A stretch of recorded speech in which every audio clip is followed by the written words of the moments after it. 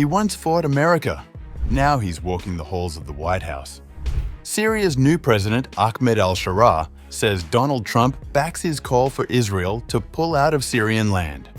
From battlefield to diplomacy, a former insurgent now seeks peace with the very power he once opposed.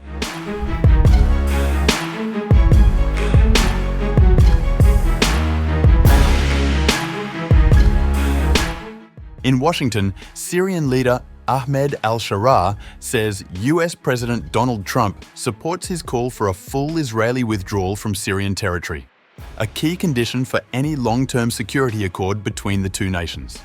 Speaking to the Washington Post after becoming the first Syrian head of state to meet a US president, Sharaa said Trump pledged to push as quickly as possible toward a resolution. Trump will push as quickly as possible in order to reach a solution for this. We found that Mr. Trump supports our perspective as well, and he will push as quickly as possible in order to reach a solution for this. Israeli forces have occupied parts of southwestern Syria since the collapse of Bashar al-Assad's regime last year, a presence Jerusalem describes as temporary, but which Damascus views as illegal. Sharaa argued that Israel's stated security concerns are misplaced, saying Syria has already expelled Iranian and Hezbollah fighters from its soil. Israel has always claimed that it has concerns about Syria because it is afraid of the threats that the Iranian militias and Hezbollah represent. We are the ones who expelled those forces out of Syria. If this demilitarized zone was used by some parties as a launching pad for hitting Israel, who is going to be responsible for that?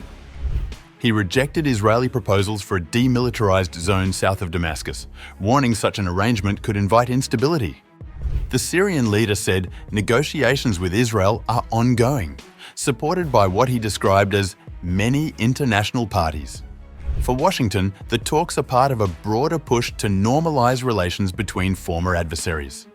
Ahmed Al-Sharaa, speaking to the Washington Post, emphasized that peace would only be possible if Israel returned to pre-December 8th borders, the day its forces advanced into Syrian territory.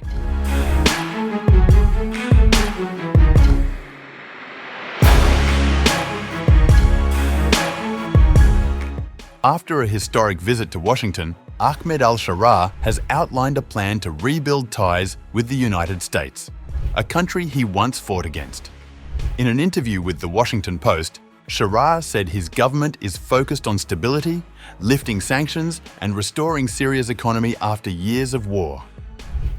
The most important objective is starting on building the relationship between Syria and the United States, because in the past 100 years it wasn't a very good relationship. We were looking for common interests between the United States and Syria, and we found that we have a lot of common interests that we can build on, security interests and economic interests. The stability of Syria will impact the entire region, and the instability of Syria as well will impact the region.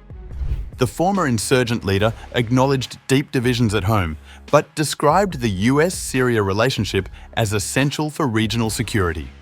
He confirmed that discussions with Washington include cooperation on missing Americans, including journalist Austin Tice, and broader coordination against extremist groups. He further asserted, "Stability is linked with the economy, and the economy, or economic development, is linked with the lifting of sanctions.